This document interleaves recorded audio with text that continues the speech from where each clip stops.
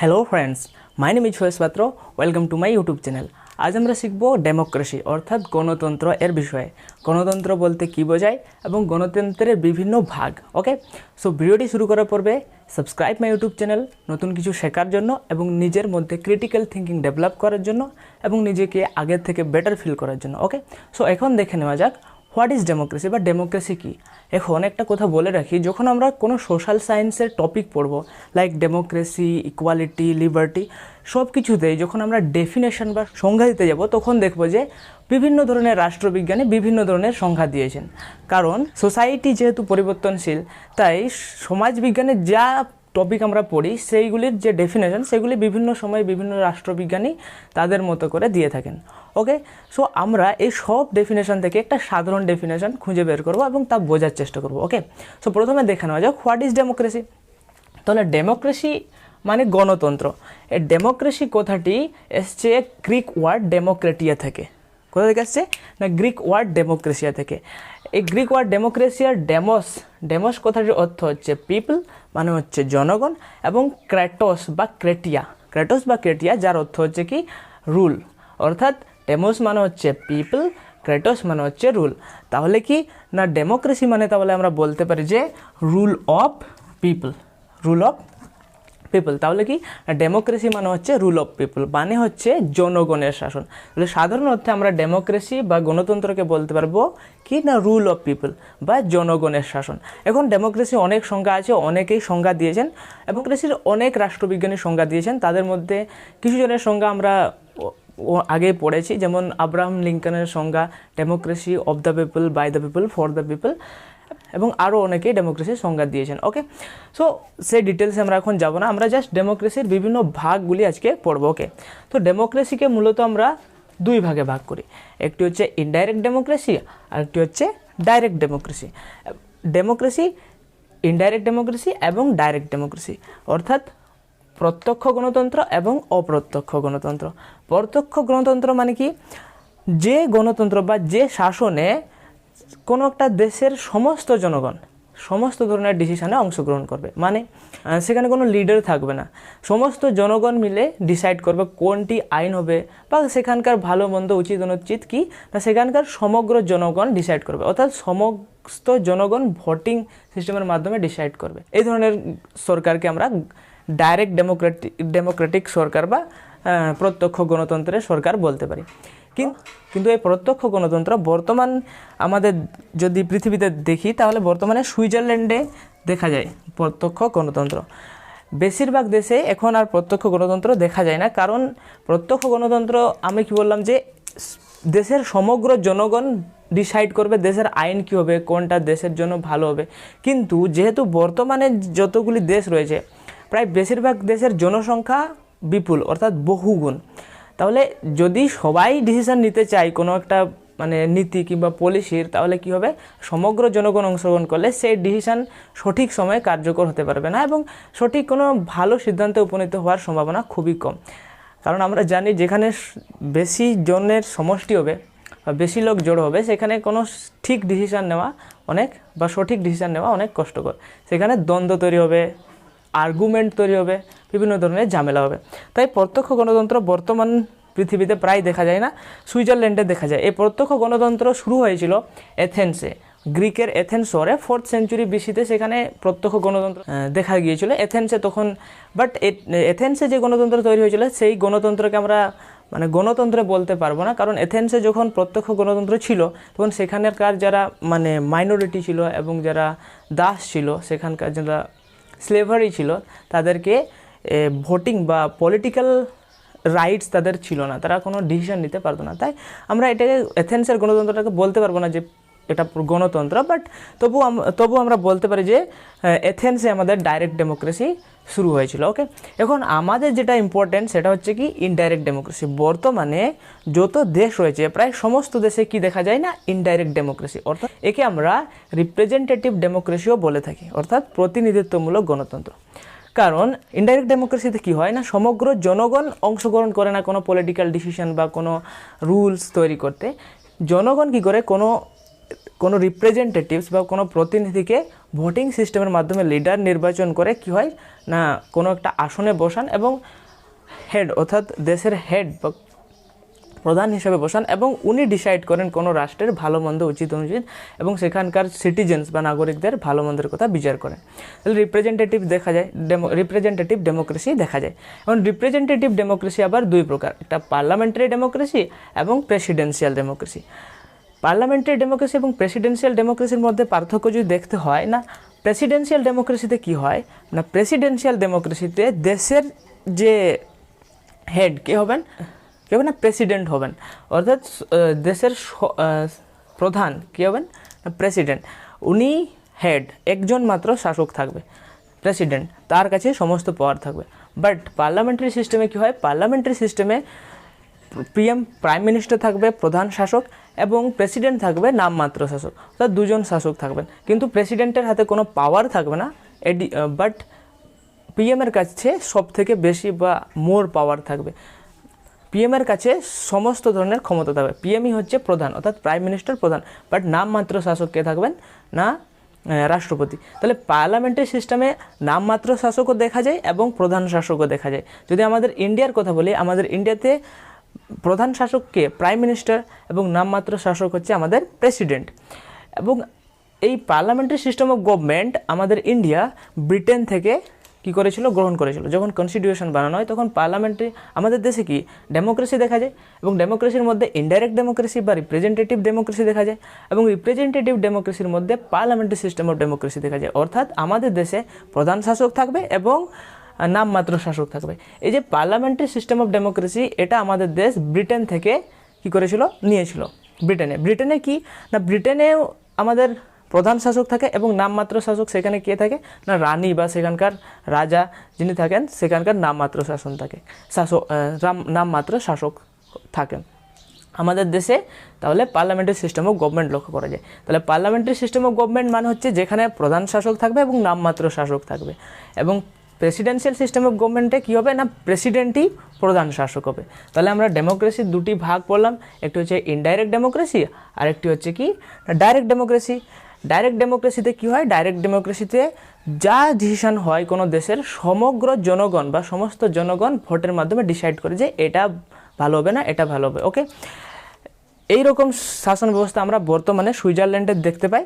আর indirect ডেমোক্রেসিকে আমরা representative ডেমোক্রেসিও বলতে পারি। রিপ্রেজেন্টেটিভ ডেমোক্রেসিকে আমরা দুই ভাগে ভাগ করি, বা প্রতিনিধিত্বমূলক ডেমোক্রেসিকে দুই ভাগে ভাগ করি। এটা হচ্ছে parliamentary system of democracy and presidential system of democracy. Parliamentary system of ডেমোক্রেসিতে কী হয়, একজন প্রধান শাসক থাকেন এবং একজন নামমাত্র শাসক থাকেন। প্রধান শাসক আমাদের দেশের কথা যদি ধরি, প্রধান শাসক হচ্ছে প্রাইম মিনিস্টার। যদি দেশের কোনো ভালো কাজ করেন বা ভালো কিছু হয় তাহলে প্রধানমন্ত্রীর আমরা নামগান করি, এবং খারাপ কাজ করলে প্রধানমন্ত্রীকে আমরা অনেক কিছুই বলে থাকি। অর্থাৎ যাই হবে তার জন্য কে দায়ী, প্রধানমন্ত্রী দায়ী থাকবেন, কারণ তিনি হচ্ছে দেশের প্রধান শাসক। আর রাষ্ট্রপতি বা প্রেসিডেন্ট হচ্ছে কি নামমাত্র শাসক। এবং প্রেসিডেন্সিয়াল সিস্টেমে কী হয়, প্রেসিডেন্সিয়াল সিস্টেমে প্রেসিডেন্টই হচ্ছে হেড বা প্রধান শাসক। তাহলে ডেমোক্রেসির ভাগ আমরা বুঝতে পারলাম।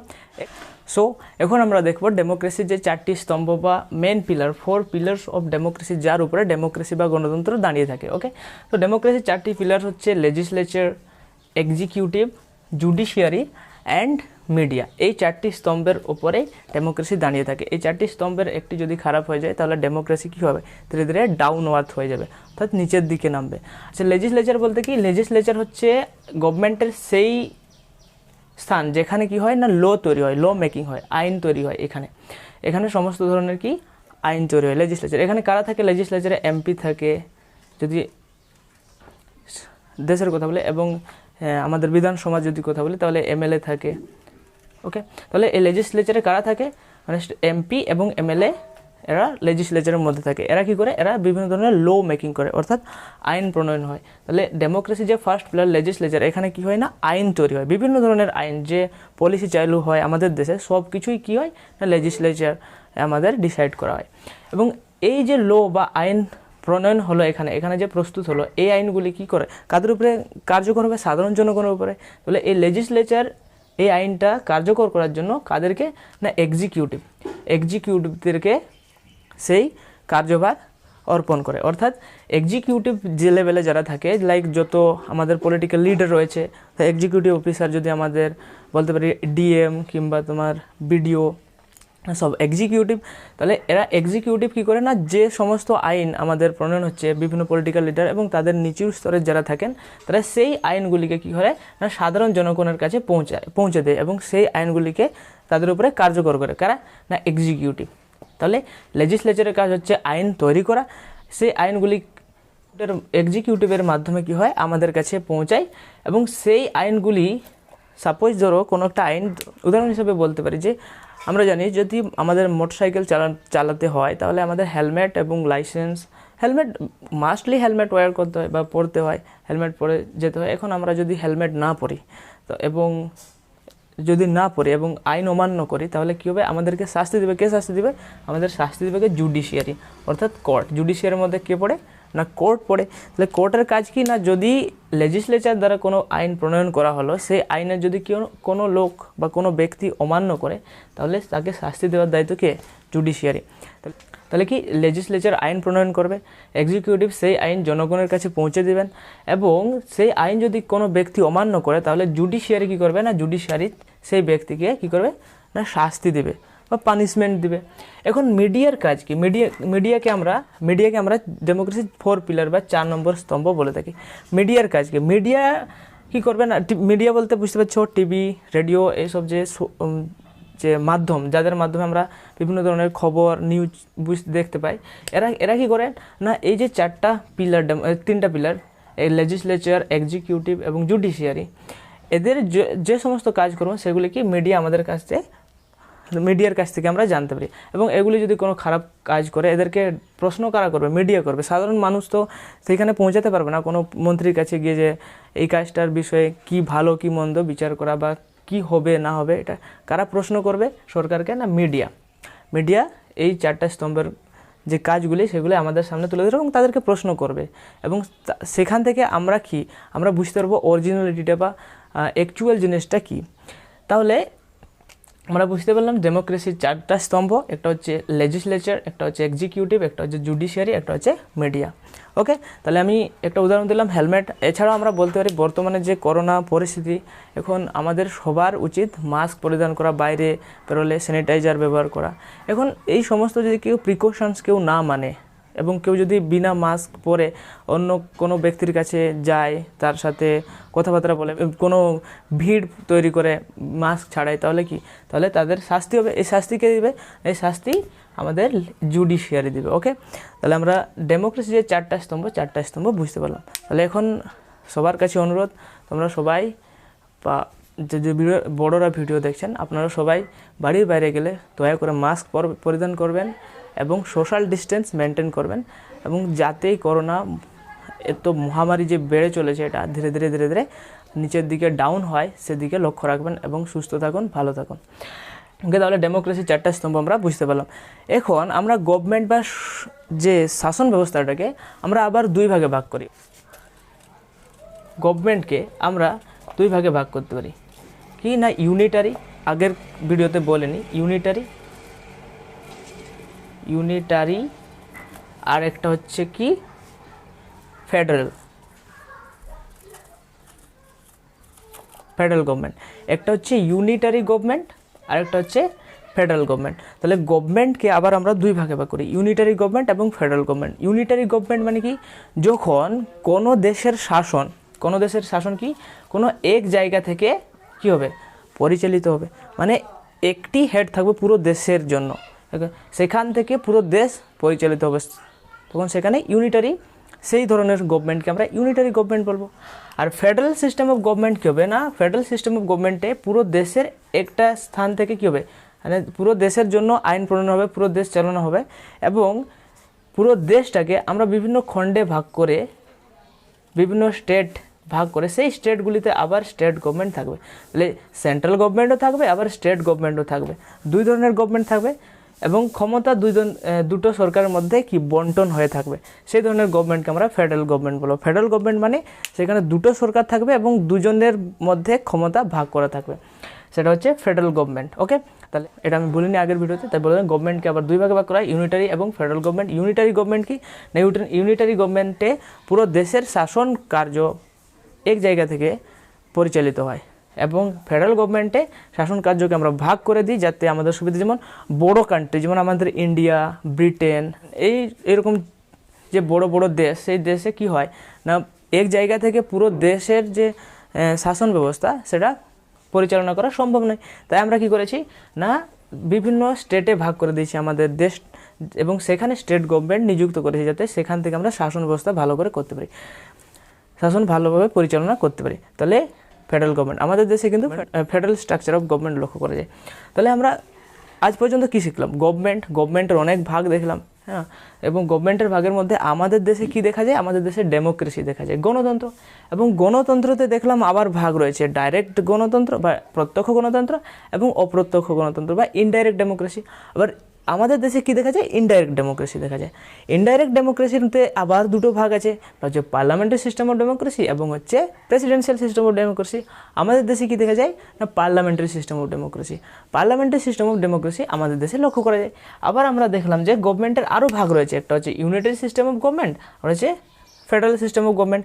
আমাদের দেশে ফেডারেল সিস্টেম অফ গভর্নমেন্ট লক্ষ্য করা যায়। কেন লক্ষ্য করা যায় না, আমাদের দেশ অনেক বড়, সাইজ ওয়াইজ বা এরিয়া ওয়াইজ বলতে পারি।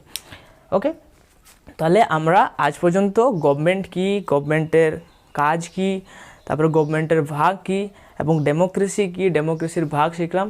তাহলে যদি আগের ভিডিওগুলি না দেখে থাকো তাহলে আমার চ্যানেলে গিয়ে আগের যত ভিডিও আছে সবগুলো দেখতে পারো এবং আমাদের দেশ বা দেশ দুনিয়ার বিষয়ে নতুন কিছু শিখতে পারো। ওকে, ভিডিওটি ভালো লাগলে like, comment, share and subscribe my YouTube channel and click the bell icon for more updates. Okay, এবং বাড়িতে থাকো, ভালো থাকো এবং সুস্থ থাকো।